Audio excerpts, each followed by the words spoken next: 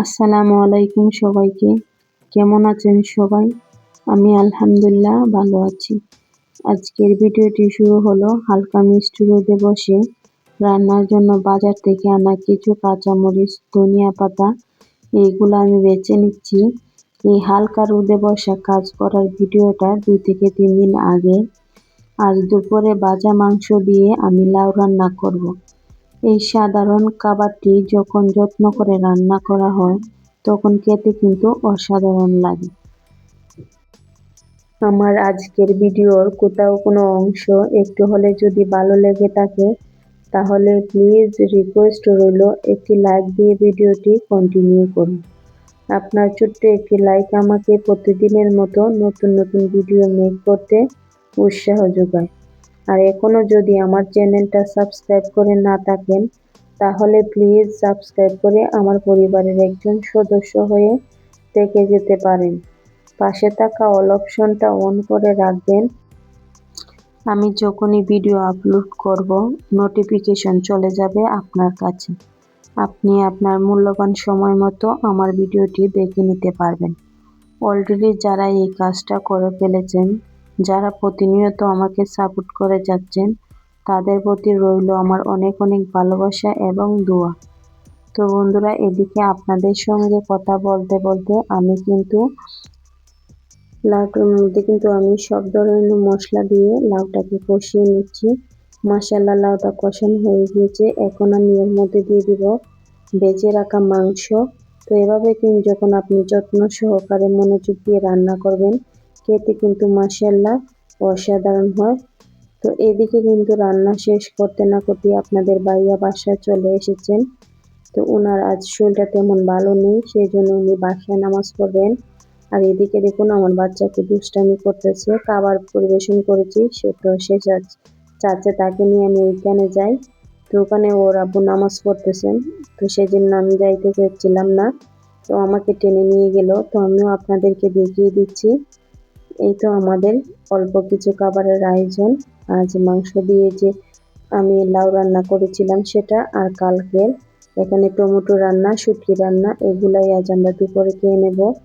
এইদিকে উনি এখানে নামাজ পড়ছেন। তো তাড়াতাড়ি ছেলেকে নিয়ে লাইটটা অফ করে দিয়ে আবার অন্য রুমে চলে গেলাম। তো ও আসলে বায়না করতেছে, ওর খুব ঘুম পাচ্ছে, সেজন্য আমি ওকে সময় দিতে পারতেছি না। ও সেজন্য আমাকে ওড়না নিয়ে টেনে নিয়ে যাচ্ছে। ও চাচ্ছে যে আমি ওর কাছে একটু সময় ঘুমিয়ে তারপর তাকে ঘুম পাড়িয়ে দিই। কিন্তু এদিকে তো বাসায় একটু মেহমান এসেছে, সেজন্য ওনাদেরকে একটু খাবার দিতে হবে খুব তাড়াতাড়ি, সেজন্য আমি ওকে সময় দিতে পারছিলাম না। এদিকে অফ ক্যামেরা আমরা সবাই মিলে খাবারটা খেয়ে নিয়েছিলাম। আর এখন যে থালা বাসন রয়ে গেছে এইগুলো আমি ধুয়ে নিচ্ছি। তো দেখবেন সাথে সাথে যখন কাজগুলো করে ফেলবেন এতে করে অনেকটা কাজ জমে থাকে না। সঙ্গে সঙ্গে করে ফেললে অনেকটা ভালো লাগে। তো আমার কাছে তো ভালো লাগে, আমি যখনই সময় পাই চেষ্টা করি সঙ্গে সঙ্গে কাজগুলো করে ফেলার। তো অনেক সময় করতে পারি না, কারণ আমার বাচ্চাটা একটু স্বাভাবিক নয়, তাকেও সময় দিতে হয়, সেজন্য। এদিকে আমি থালা বাসন এগুলা ধুয়ে নিচ্ছি। আর বাচ্চাকে বলেছিলাম, মেয়েকে, যে ওকে ঘুম পাড়িয়ে দেওয়ার জন্য। ও তাকে ঘুম পাড়াচ্ছে আর আমি এদিকে রান্নাঘরে এসে রান্নার কাজগুলো করে নিচ্ছি। কারণ থালা বাসন ধুয়ে রাখলে দেখবেন কাজটাই মনে হয় অনেকগুলা কাজই কমে গিয়েছে। আর রান্নাঘরটা যখন পরিষ্কার থাকে তখন কাজ করতেও ভালো লাগে, মনে হয় কোনো কাজই নেই আজ বাসায়। তো এভাবে করে আমি রান্নাঘরের থালা বাসন এগুলা সব ধুয়ে নিচ্ছি। আর এখন সবগুলা থালা বাসন আমার ধোয়া শেষ হয়ে গিয়েছে। এখন আমি বেসিনটাকে একটু পরিষ্কার করে নিচ্ছি। তো আমি এভাবেই বেসিনটা সবসময় পরিষ্কার করে নিই যখনই সময় পাই। সবসময় যে করতে পারি তা নয়, তবে রান্না শেষে চেষ্টা করি যে এভাবে একটু পরিপাটি করে রাখতে, কারণ রান্নাঘর যদি পরিষ্কার থাকে দেখবেন নিজের কাছেও অনেকটা ভালো লাগে। এদিকে বাসায় আমার লবণ শেষ হয়ে গিয়েছিল। তো আমি বলেছিলাম যে দুপুরে যখন বাসা আসবে তখন লবণ নিয়ে আসবে। তো উনি 1 প্যাকেট লবণ নিয়ে এসেছিলেন। এখন আমি লবণটা যখন রান্নার সময় নিয়েছিলাম হালকা একটু পড়ে গিয়েছিল, তো আমি এটাকে মুছে দিলাম। দিয়ে এখন একটি কৌটাতে আমি লবণ ভরে নিচ্ছি। আর আপনাদের সঙ্গে একটি কথা শেয়ার করি, আমি যখন কোনো কিছু বলতে যাই একেবারে শেষ করে বলি, কারণ আমার অনেক কিছু মনে থাকে না সেজন্য। তো আমি কি করি, যখন কোনো জিনিস মনে থাকে না তো আমাকে তো কিছু একটা করতে হবে। আমি এভাবে অনেক কিছুই আমি যখন রাখি এভাবে অল্প একটু করে আগে রেখে দিই, যাতে করে আমার যখন শেষ হবে তখন মনে হয় এই জিনিসটা দিয়ে আমি কাজটা চালিয়ে নিতে পারি, আর ওনাকে সঙ্গে সঙ্গে আমি ফোন দিয়ে বলতে পারি যে এই জিনিসটা আমার শেষ হয়ে গিয়েছে। আমার এই বুদ্ধিটা কার কাছে ভালো লেগেছে অবশ্যই আমাকে কমেন্ট করে আপনারা জানাবেন। আর আপুদের সঙ্গেও কি এমন হয় নাকি, তাহলে আমাকে জানাবেন কমেন্ট করে। আপনাদের মিষ্টি আপুদের কমেন্ট পড়তে কিন্তু আমার কাছে অনেক ভালো লাগে। তারা খুব সুন্দর করে অনেক সময় নিয়ে আমার ভিডিওতে এসে কমেন্ট করে। যদিও আমি আপুদের ভিডিওতে তেমন কমেন্ট করতে পারি না, ভিডিওটা দেখে চলে আসি ছোট্ট একটা কমেন্ট করে।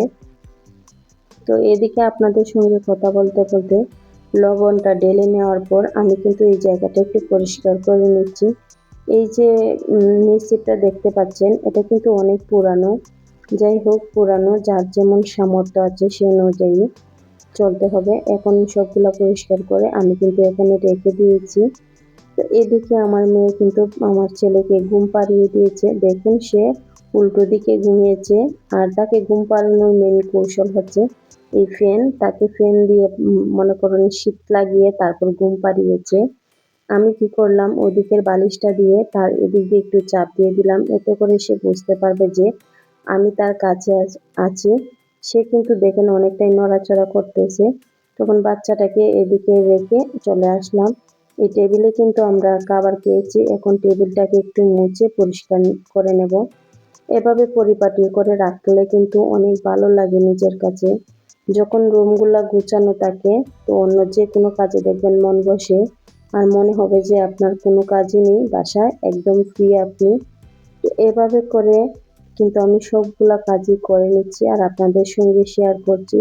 যখন কারো ভিডিও দেখেন ওনারা কিন্তু শুরু থেকে শেষ পর্যন্ত দেখেন, আর প্রথমেই কিন্তু আপুরা লাইকগুলা দিয়ে দেন।